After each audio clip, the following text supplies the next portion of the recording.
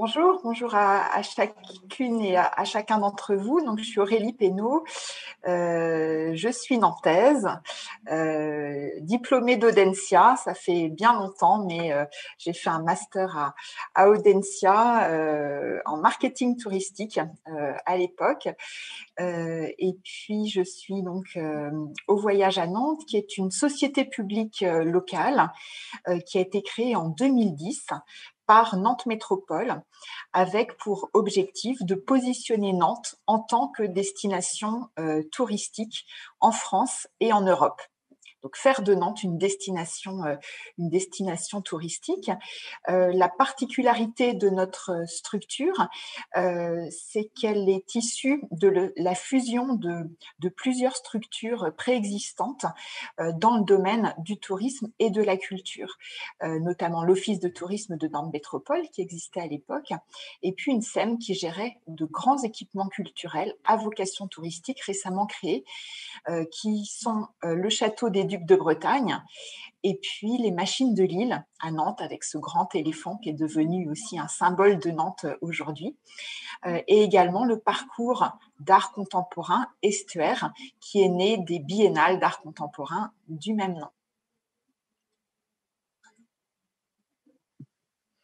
Merci Aurélie pour cette présentation. Pour le voyage à Nantes, comment vous avez construit votre attractivité ? Alors, je vais vous passer quelques images parce que c'est plus facile de parler de voyage en images. Et puis, si je peux susciter à cette occasion quelques envies de venir à Nantes, ce sera très bien. Alors, juste une petite manipulation. Voilà.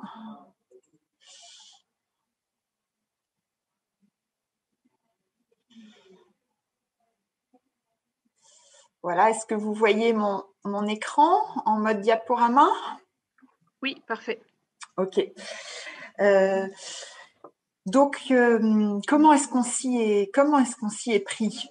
Alors, c'est vrai que Nantes avait pas tous les atouts classiques d'une grande destination touristique. Nantes a un beau patrimoine, mais bon, il est pas non plus exceptionnel quand on le compare à d'autres villes de France. On a des atouts naturels, certes, mais bref, rien d'absolument exceptionnel qui suscite l'envie d'un voyage quand on se situe d'un point de vue européen. Par contre, Nantes a investi depuis maintenant plus de 30 ans dans la culture, avec de très grands événements culturels. À l'époque, certains s'en souviendront, comme les Allumés ou les grands spectacles de Royal de Luxe qui ont été créés à Nantes et puis qui se sont ensuite exportés dans le monde entier. Et puis, on peut citer la Folle Journée, également un festival de musique classique, mais très contemporain dans son approche, une grande fête autour de la musique classique. Et puis, ça a été aussi des lieux assez exceptionnels qui se sont ouverts, qui ont défriché en fait la ville de Nantes, comme je vais vous montrer ici l'image du lieu unique qui était la biscuiterie Lu, la fabrique des petits beurres en plein centre de Nantes. On a nos bureaux aujourd'hui, enfin on est juste en face, et cette friche laissée vacante dans le centre de Nantes quand l'usine Lu est partie dans le vignoble du Muscadet, eh bien, a été convertie en centre culturel très pluridisciplinaire, très ouvert au public, avec une crèche que vous voyez là, un hammam, un bar, une librairie, etc. Donc, un lieu de vie où on va se confronter à plein d'expressions culturelles extrêmement diverses. Et puis, évidemment, en 2007, la réouverture du Château des Ducs de Bretagne, un monument très emblématique de la culture bretonne à Nantes et qui était fermé depuis plusieurs années pour une rénovation absolument incroyable du château et l'ouverture d'un grand musée d'histoire de Nantes. Donc, le château ouvre en 2007, en même temps que cette biennale d'art contemporain Estuaire qui a qui a un objectif territorial au départ. C'est un projet politique, c'est la constitution de cette métropole Nantes-Saint-Nazaire, qui est une métropole portuaire, une métropole économique, et les élus, Jean-Marc Ayrault et Joël Batteux, qui vient de nous quitter malheureusement, veulent également que ce soit une métropole de vie et faire prendre conscience aux habitants de cette métropole des liens qui les unissent. Et ils demandent à Jean Blaise, alors directeur du lieu unique, de créer un parcours, de créer un événement en fait qui signifie, qui rende vivant ce territoire. Et Jean Blaise propose alors une biennale où il va faire intervenir les plus grands artistes du monde entier pour révéler ce territoire au public.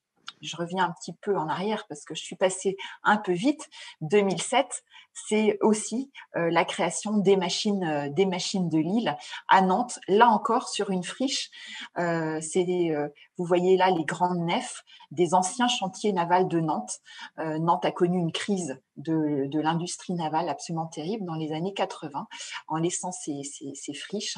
La construction navale a glissé vers Saint-Nazaire, et des créateurs se sont emparés de ce site, Pierre Auréfis et François de la Rosière, qui proposent au maire la création d'un bestiaire géant qui fait appel à tous les savoir-faire de la navale, le bois, la construction métallique, etc.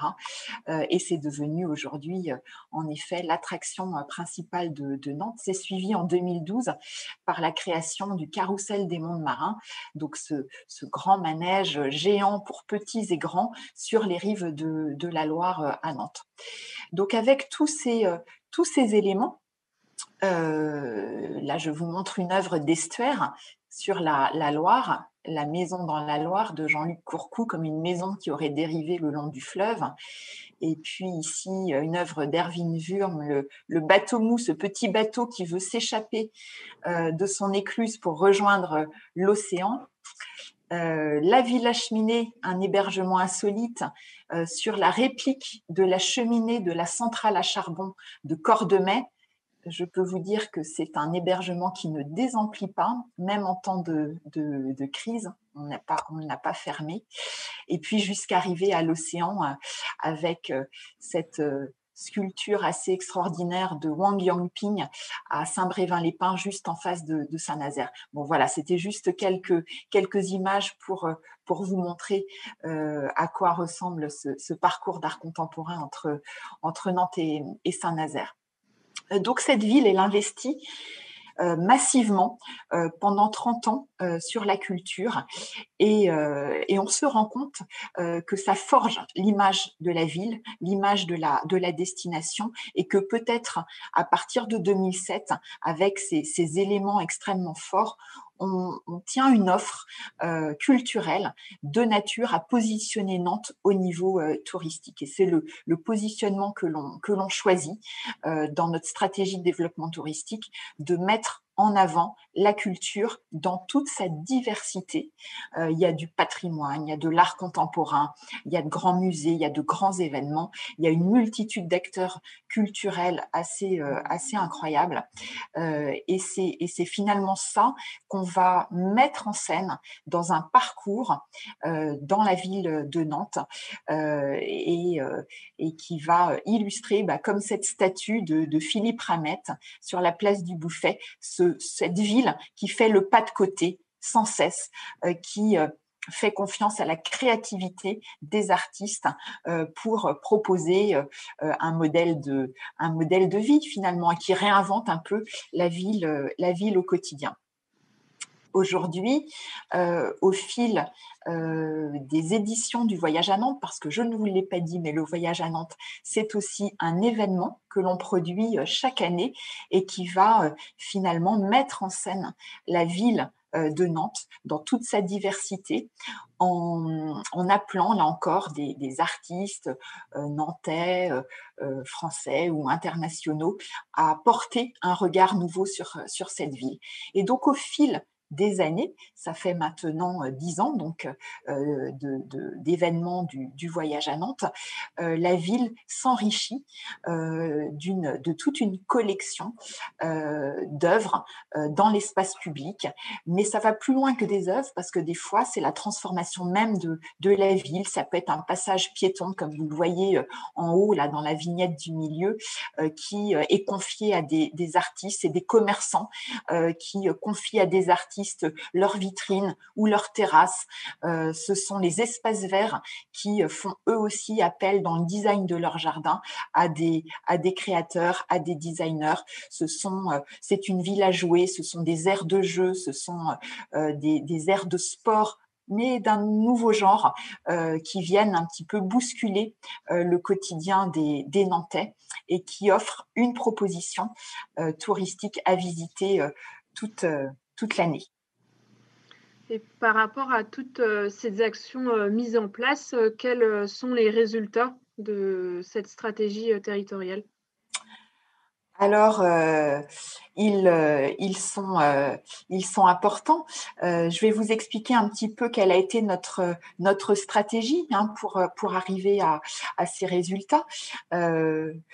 D'abord l'événement. Hein, c'est vrai que quand on veut créer une destination et la communiquer largement en France, à l'étranger, l'événement nous a beaucoup pété. Ça a été un détonateur. C'est la façon d'attirer l'attention des visiteurs, évidemment, des médias et de faire parler de nous sans avoir de moyens marketing absolument considérables.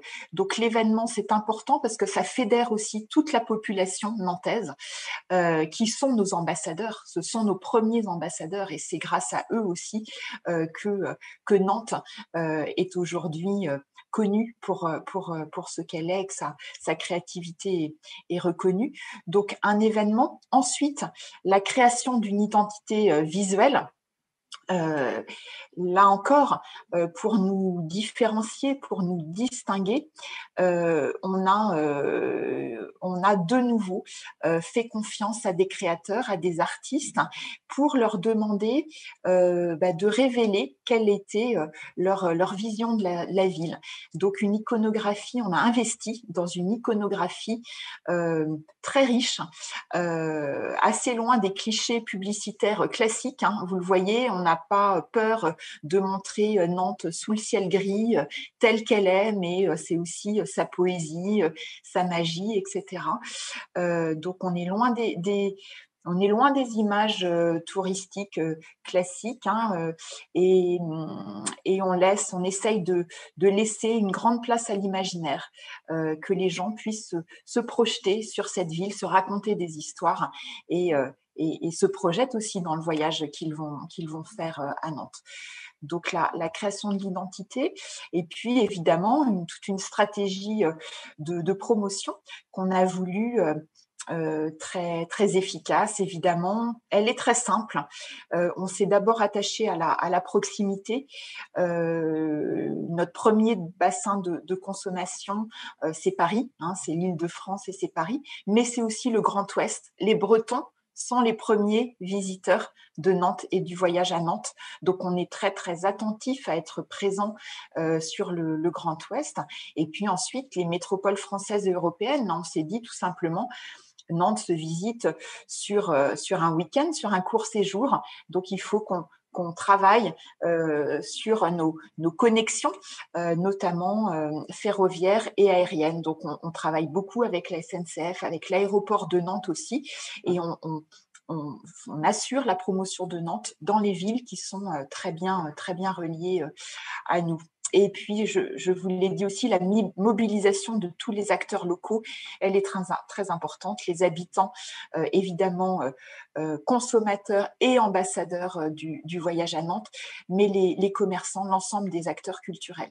Et puis nos leviers marketing, c'est simple aussi, c'est la presse, les radios, la presse écrite, les télés, etc. Donc, on a des relations de presse importantes dans le monde entier, de l'affichage hein, le média de masse dans les villes, évidemment, que l'on cible, et puis les réseaux sociaux avec lesquels on a travaillé dès le départ pour véhiculer cette image assez disruptive de Nantes. Alors, vous me demandiez les résultats, ils sont importants.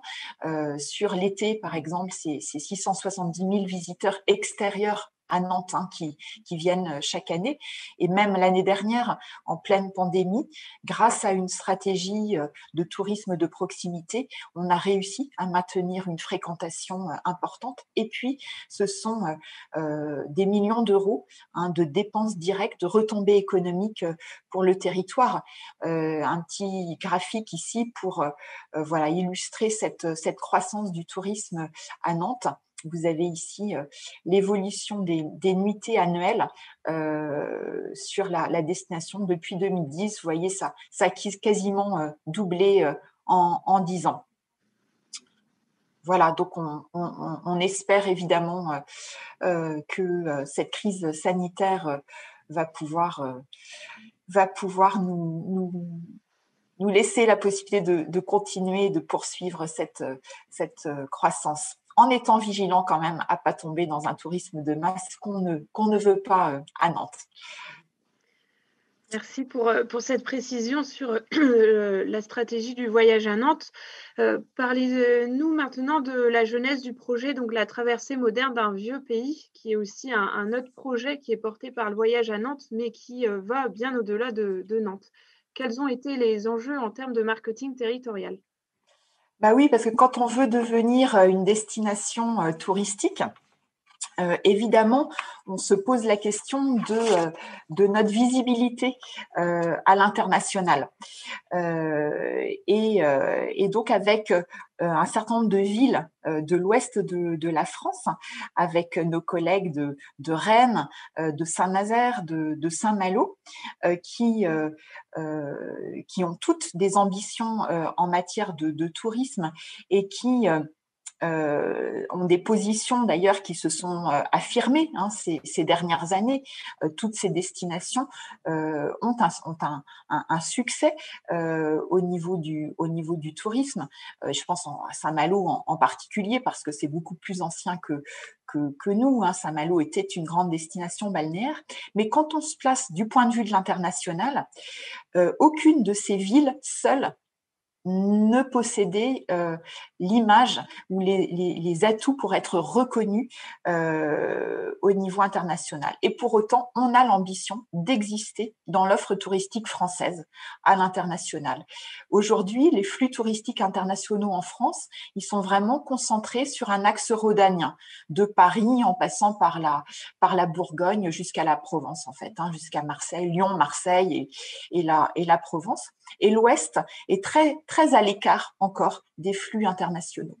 Et donc, on s'est demandé comment on pouvait ensemble s'unir pour exister à l'international, évidemment pour faire valoir cette identité bretonne. Et on s'est dit que finalement, le phare, l'élément du Grand Ouest de la France, qui était le plus visible, le seul qui en lui-même est capable de déplacer du monde depuis l'international, je veux dire le grand international, l'Asie, les États-Unis, etc. Eh bien, c'est le Mont Saint-Michel. Et donc, on a une stratégie, une réflexion pour voir comment arrimer finalement nos destinations en défendant notre identité bretonne au Mont Saint-Michel. Et donc, on a créé un parcours que je vais vous montrer ici.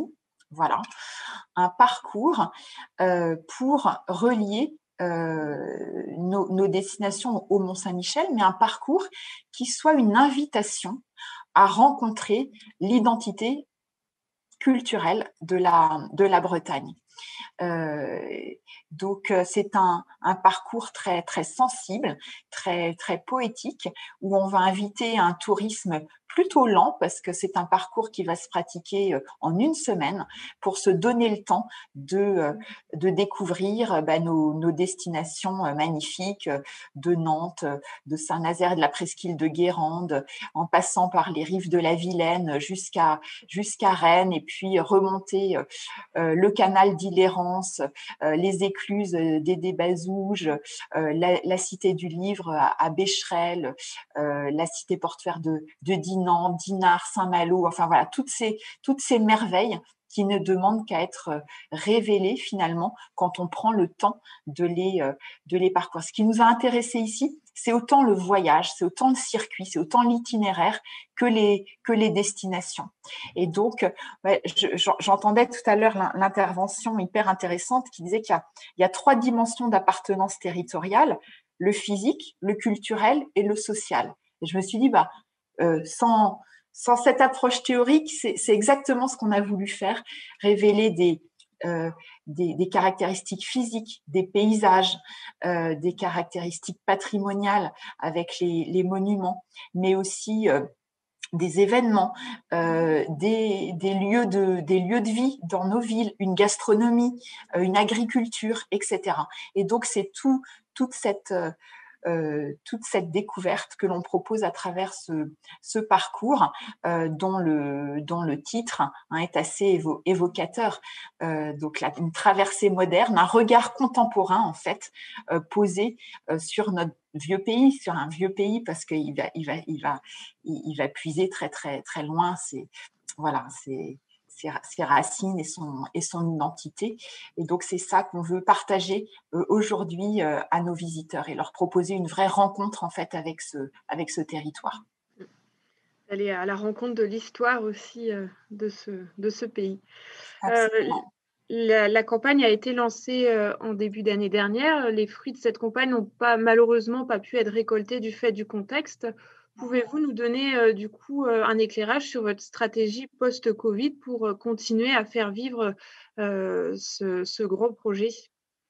Bah oui, c'est vrai que quand on conçoit un projet pour le grand international et puis que du jour au lendemain, tout s'arrête au niveau international, qu'il n'y a plus de liaison aérienne, que toute l'industrie du tourisme est complètement mise à l'arrêt, évidemment, plus de voyages, plus d'ouverture de frontières, etc., etc. Ça nous a questionné. Et puis, ça nous a questionné aussi sur la forme de tourisme qu'on voulait développer sur notre territoire. Et donc, on s'est adapté. On s'est adapté très, très vite et on s'est dit, mais finalement, cette proposition, elle est aussi très intéressante pour les habitants de nos destinations. On a des bassins de consommation en France et sur l'ouest de la France qui sont très importants, avec les métropoles comme Nantes, comme Rennes, bien sûr, mais Lorient, Quimper, Brest, etc. Enfin, toute la Bretagne, et puis au-delà, les Pays de la Loire, la Normandie, et puis Paris, qui est pas très loin. Donc, on a réorienté complètement toute notre communication et on poursuivra cette année vers une clientèle de proximité. Et pour l'encourager aussi à redécouvrir son propre territoire, parce que combien d'entre nous sont pas allés au Mont-Saint-Michel depuis très très longtemps sans doute. Et puis le Mont-Saint-Michel, voilà, c'est une destination touristique qui peut réserver le pire comme expérience touristique. Et nous, on va proposer une approche très différente. On va approcher le Mont-Saint-Michel par des petites routes dans les polders, et puis on va proposer une découverte de nuit. Vous voyez, on est dans une façon de découvrir aussi le territoire différente qui peut parler à un public local. Et puis, on s'interroge évidemment sur le slow tourisme et ce parcours. On s'est rendu compte qu'on pouvait très, très bien le faire à vélo. Et donc, on est en train de développer le parcours à vélo en s'appuyant sur toutes les véloroutes qui existent et qui maillent notre territoire, la Loire à vélo, la Vélodyssée, la vélo maritime, etc. Et vous voyez qu'il suit presque complètement, fidèlement, notre traversée moderne. Donc, ça fait partie de nos projets pour l'été prochain.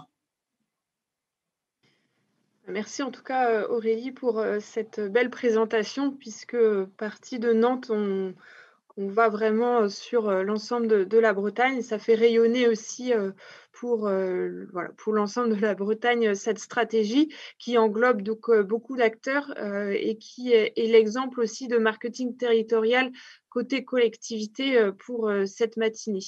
On a quelques réflexions dans le chat, notamment Jean qui dit qu'il aime bien la recherche de cohérence, mais également le décalage et la dissonance qui est subtil pour attirer l'attention. Donc, il aime aussi l'authenticité, qui est un véritable marqueur marketing et de communication ces dernières années et très appuyé ces derniers mois.